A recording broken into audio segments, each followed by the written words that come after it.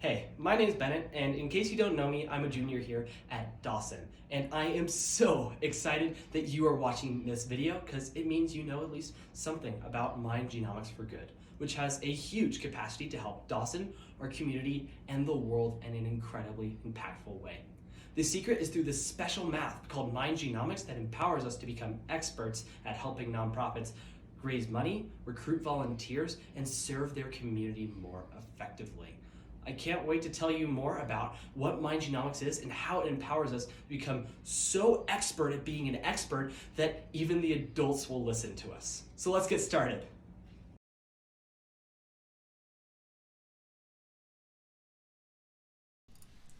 This whole thing started when I met this guy named Dr. Howard Moskowitz, but we get to call him Dr. H. Dr. H is a psychopsychiatrist, which means he specializes in understanding what is going on inside the human mind. Many consider Dr. H the best in the world at understanding what consumers think about products and brands. But why does that matter? Well, because brands that have a better understanding of how their consumers think have way more control, or at least influence, over how they act. For example, if you were Pepsi, what do you say to attract new customers, retain your existing ones, and get them to brag about their products to your friends? Well, Howard can tell you. He is so good at it that virtually every major brand, certainly every one that I can think of, has worked with him to understand their consumers and know how to talk to them. His secret sauce in this whole process is this awesome advanced math called Mind Genomics. And Dr. H has taught me how to use the Mind Genomics platform, and I am so excited to teach others. Now, typically, these big companies like Pepsi would pay a ton of money for Mind Genomics. It's just completely out of reach for most nonprofits, but Mind Genomics is now free for any teen who wants to use it to help a nonprofit. Turns out, I've been helping those nonprofits. I'm currently working with Teach for America, and it has given me the opportunity to add so much more value than anything else I had found. And I got to be a peer with these high-level executives at these nonprofits that I was helping, which was so awesome. And I was able to see firsthand how real math is used in the real world. And spoiler alert, it was nothing like what I was expecting, and it was super cool. Now, here's the good news. You get to have the exact same great experience I'm having, which means Dawson kids, us, could be a major force for good in this world. And also, a program like this is a great way to differentiate Dawson and hopefully each of us as well. Now, let's dive into how all of this works in a little more detail. You'll learn a ton more if you come out to one of my information sessions this weekend, Saturday or Sunday at 2 p.m. But for now, I'm going to spend the next few minutes giving you a little more context around what Mind Genomics does and how companies use it, how we'll use it, the answer being for nonprofits, and finally, where we'll talk about the program is going and why I believe you want to join. Finally, my hope is that you'll be so excited at the end of all this that you'll be dying to know what you can do next. Okay, so what does Mind Genomics do and how do companies use it? If you know me, you know that I am absolutely crazy about cars, especially Teslas. I think they have changed the auto industry forever. But let's put ourselves in their situation. If you're Tesla, knowing why people buy your cars might make it way easier to sell them. And you might like your cars because they're fast, good for the environment, modern and high-tech, or prestigious. I mean, who knows? Turns out that this is exactly the kind of question that a company could use Mind Genomics to figure out. Now, every Mind Genomics study starts with a simple brainstorming question to find a goal. And we already have our goal in this situation. It's to sell more cars. And we also develop 4 value propositions, or 4 reasons why someone might want to be attracted to your objective. For our case, 4 reasons why someone might want to buy a Tesla. They're fast, good for the environment, modern, high-tech, and prestigious. And then all we have to do after that is create 4 messages for each value proposition, i.e. what's the best way to kind of articulate the meaning behind these categories? What is the best way to say that Teslas are stupid fast? And this creates the 4x4.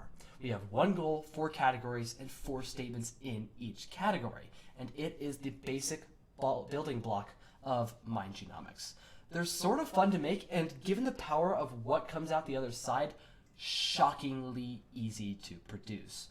Now, when we get the nonprofit space, this will be our first and most important assignment above all. And that's because Mind Genomics does the rest. Now, once we've put it through Mind Genomics, we will get 4 very key things out of it.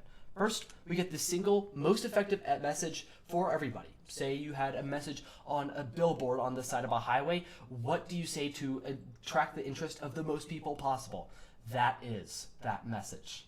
Next, you find the mindset segments, or groups of people that view the product in a positive way in certain kind of aspect, the people that like these certain aspects of these products. Then we find the most impactful message for each of those mindset segments. Once we have all that, we get to assign new people to these mindset segments, which gives them the best tailored messaging possible. Once we have all of that data, we get to finalize the results of the study, and though I haven't run a study yet, I could guess that these are the kind of groups of people that like a Tesla. Now, let's walk through the buckets. First, we have the speed junkies that love how fast and high-tech a Tesla is. Next, we kind of have these modern nerds that love the high-tech and prestigious nature of a Tesla. And then finally, we have what I call the green squared bucket, which are the people that really care for the environment and love that Teslas are electric and helping out our planet. Now, we'll go through this example in more detail during the information session, but hopefully this gives you a sense for how a company would use Mind Genomics and why it has such value to the companies that do. Of course, we won't be working with Tesla, but our opportunity is different and maybe even more exciting than a Tesla. Let's talk about how we're going to use Mind Genomics to help nonprofits and why it's so powerful. First, let's take a look at Howard's clients list. It is absolutely amazing to see just how many brands work with Dr. H and his team. In fact, it took me a really long time before I could even come up with a brand that hadn't used Mind Genomics to figure out what to say to their customers. The whole thing kind of made me wonder, do brands engage with Mind Genomics because they get big enough to afford it? Or do they get big because they engage with Mind Genomics? Now, we don't need to answer that question for now because there's a universal truth for all of these big companies. And it's that they pay a lot of money for this technology, which really suggests that Mind Genomics is well worth it in the scenario, but this is where it gets really good. There is now an opportunity for the first time ever for nonprofits to access the exact same competitive technology that these big companies have been using for free. But what's the catch? Well, there is one. Turns out that in order for a nonprofit to access this technology, they need a team to help them. Dr. H's vision is to create the next generation of great philanthropists by giving kids the power to do something meaningful now. But how is he going to achieve that? Well, it's by making his technology available to us, teens, for free as long as we're using it to help a nonprofit. Now, in summary, this tech works. It really works, as you can see, by all those massive companies. And Dr. H has taught me how to use it, and it's really not that hard. I'm already having a great experience helping my nonprofit clients, and it makes me feel really good to give back. And finally, I go to school with a ton of other kids and parents who care about helping others as well. Since you're watching this video, you are most likely one of those people. Why not figure out a way to help this thing grow? Well, that's exactly what we're going to do. I'm hoping that you will join me as a founding member of the very first Mind Genomics for Good program. Now, why did I emphasize founding member like that? Well, one, I think it's really cool to be a founding member of anything. And second, because I think you want to know what you're getting yourself into if you're joining. Founding member means that we'll be doing a lot of things for the first time. This will make it challenging at times. I didn't even have this awesome official looking logo until about 8 a.m. this morning until I realized I needed to make one for this presentation. However, on the other hand, nonprofits have never had cost-effective access to this tech before. And with your help, since you will soon know how to use it, this tech has the ability to make any nonprofit significantly better at their core activities, like fundraising, member recruitment, and even serving communities in need. It's a chance to create an enormous amount of good in this world. Going to Habitat for Humanity and a job site for a few days to help build a home is a great thing to do, and we should all do it. However, if you use the same amount of time to improve the efficacy of their fundraising efforts through a Mind Genomics study, it can make it possible for them to hire hundreds of more professional builders than would otherwise be the case. So you're comparing one kid swinging a hammer for a day to 10 or even 100 carpenters for a week. Now, volunteering your time to tutor a student who doesn't have the ability to access extra help is also a wonderful thing to do. But then again, using the same amount of time to help make it possible for an organization like Teach for America to increase recruiting yields could put hundreds of highly qualified teachers into underserved classrooms. This could be the difference between one kid doing better in a class versus 30 kids in all 100 classrooms doing better than they had previously because they had access to a higher quality teacher. And the list goes on, and we can make it happen. Now we're talking about how MindGenomics is going to work and why you might want to join. First, let's go over a general timeline of all this. First, we have 2 afternoon training sessions followed by a client pitch boot camp. So in this time, you'll be learning about how to use all of the aspects of MindGenomics, and then finally how to pitch really effectively to a nonprofit.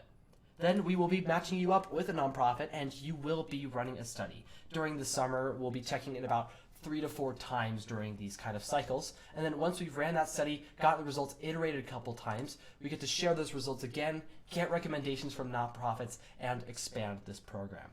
Now, what might be the perfect student for this program? Well, there's a couple things. I think firstly and primarily, having a genuine desire to help and a willingness to invest extra time is really important for this program. Though you will be getting community service hours for this, and since you're going to be rising sophomores soon, that is going to be very important for you, you're probably going to be spending more than 20 hours, the minimum requirement, over this summer to help nonprofits. Next, we'll be doing kind of all of the executive skills, the executive function skills to really organize yourself in making these 4x4s and having an efficient timeline is super important. Being outgoing and fun is really important for meetings because it makes you nice and approachable. And then being kind of comfortable presenting to these adults is super important because that's going to be one of the most important parts of this process, pitching to the nonprofit and getting them to say yes. Finally, you probably want to have an interest or a high aptitude in math and solid writing skills. The reason why you might want an interest in math is because to learn the math behind MindGenomics, because it's really awesome, but not all too important when making a 4x4. But what is really important when making a 4x4 is having the solid writing skills to articulate the points really well in these statements, because you might be talking about different aspects of a kind of category when you're talking about how fast a Tesla goes, for example. Now, if you have all these, it doesn't really matter if you have all of these skills or not. It just really helps in case you do. But if you are able to get through all this, the results are incredible. First, you really get to change the world and have a much greater impact than would be possible. At least that was for my case in my community service project. Next, you'll be able to get some really awesome intellectual stimulation. That was for me learning the math behind MindGenomics, getting some awesome skill development. Of course, I wasn't this good at presenting when I started this whole MindGenomics journey, and then being able to interact with executives as peers, which is a really rare opportunity that teens our age rarely even get the chance to do. Then finally, you'll be differentiating Dawson, because if I don't say so myself, this program is going to be super awesome, and we'll be able to differentiate all of us, which, since you're freshmen and sophomores, might not seem all too important at the moment, but it is super important to college counselors and college admissions officers when seeing you did something really unique for your community service project. Now, finally, let's go into next steps. Thank you so much for watching this video. I really hope you enjoyed and are interested in MindGenomics for good.